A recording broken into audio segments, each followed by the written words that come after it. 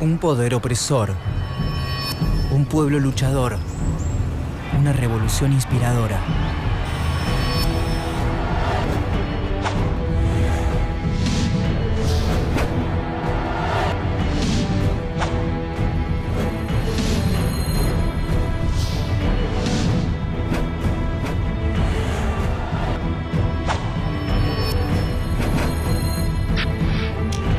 Revoluciones.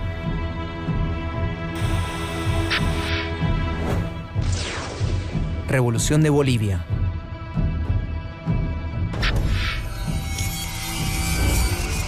(1900). El inicio. A principios del siglo XX, en Bolivia, las clases sociales se dividen según la raza. Gobierna el país el estrato más alto, una minoría blanca compuesta por empresarios mineros, latifundistas y políticos. Más abajo se encuentran las clases medias, profesionales, empleados privados y estatales, estudiantes y los trabajadores de las minas. En el escalón más bajo están los pueblos indígenas, que representan el 60% de la población. La economía del país está sustentada por la extracción de estaño, una industria que deja a los privados más ganancias que al propio gobierno. Esa extracción, a su vez, se sostiene por la explotación inhumana de los trabajadores. Poco ha cambiado desde la conquista española. Ni la ambición sobre las riquezas, ni la pobreza del pueblo, ni el deseo de terminar con la dominación.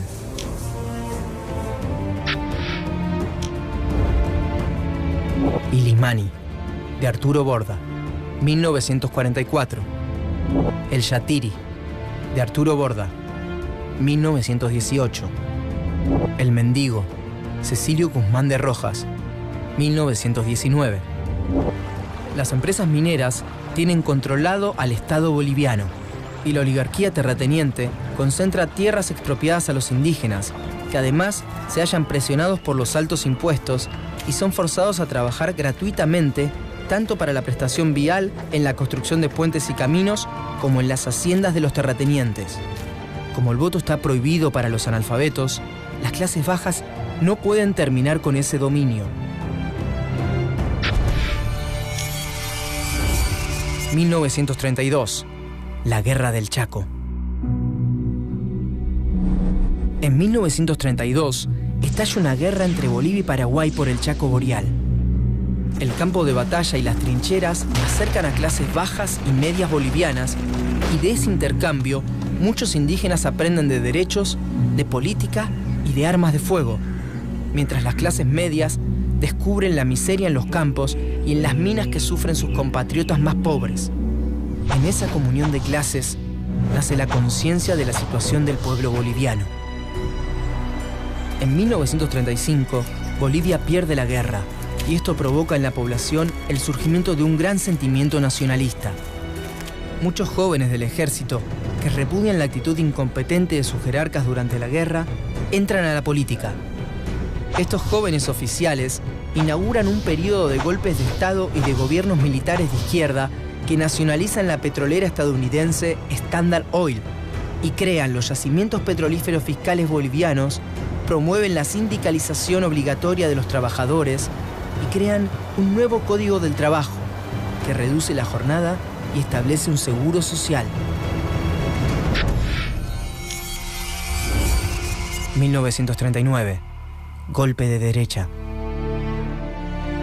En 1939, el socialismo militar es desalojado del gobierno por la oligarquía, que retoma el control del Estado y coloca como presidente a Enrique Peñaranda, quien se vincula fuertemente con los Estados Unidos, prometiéndoles los minerales necesarios para la campaña de la Segunda Guerra Mundial que está en marcha.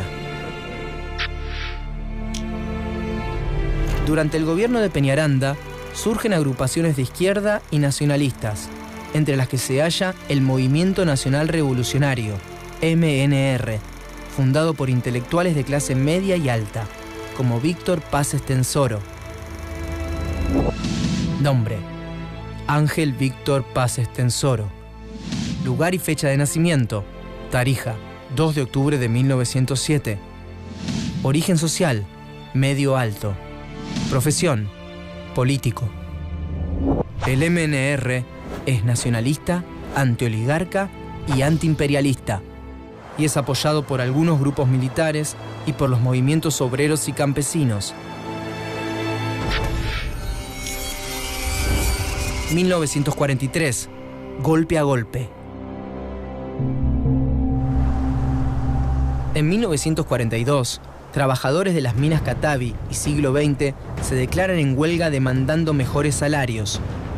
Y Peñaranda, que aún tiene vigente su promesa de asistir a los Estados Unidos en la guerra, envía tropas para reactivar la mina y asesina a 35 personas.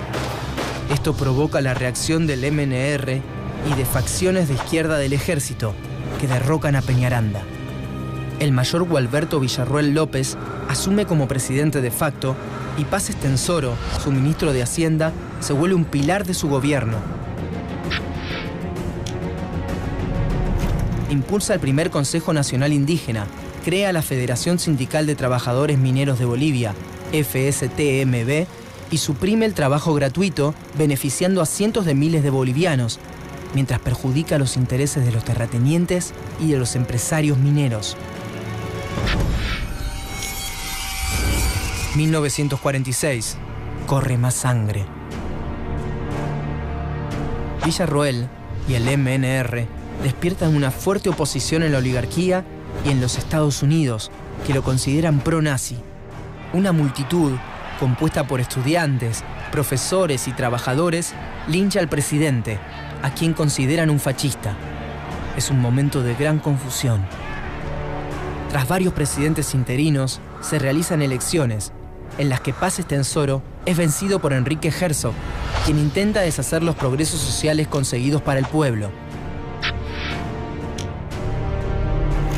Pero Paz Estenssoro, exiliado en Buenos Aires, reorganiza los cuadros de su partido y conspira contra Herzog. El MNR provoca rebeliones y huelgas mineras y sindicales.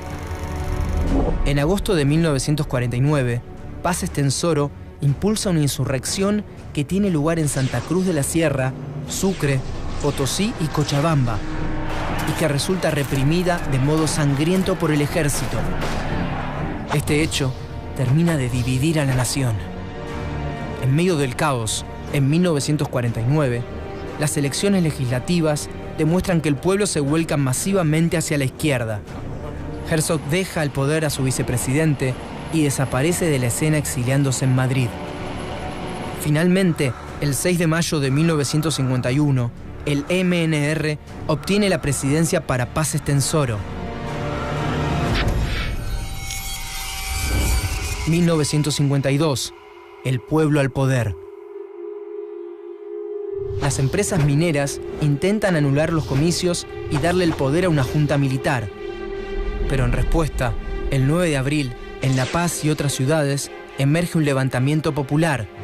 Mineros y campesinos armados, en su mayoría mestizos e indios, se unen a las milicias del MNR y a la Federación Sindical de los Mineros y enfrentan al ejército, que busca tomar el poder. Los insurgentes reciben alimentos, abrigo y refugio de parte del pueblo. Y algunos miembros del ejército cercanos al MNR abren los cuarteles para armar al pueblo.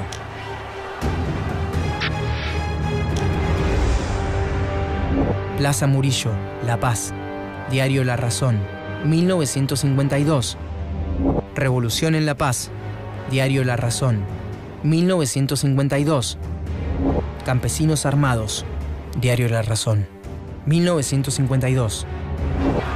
Finalmente los revolucionarios triunfan y el 14 de abril Estenssoro es recibido en La Paz, desde donde gobierna 4 años, durante los cuales se reorganiza el ejército con oficiales cercanos ideológicamente, se nacionalizan las minas y se crea la empresa minera del Estado.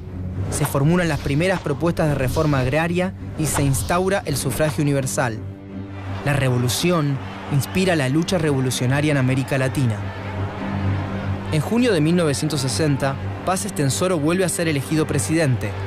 Un año después, una nueva constitución que permite la reelección causa la división interna del MNR. El presidente pierde muchísimo apoyo del pueblo y de su propio partido. 1964. El fin de la revolución.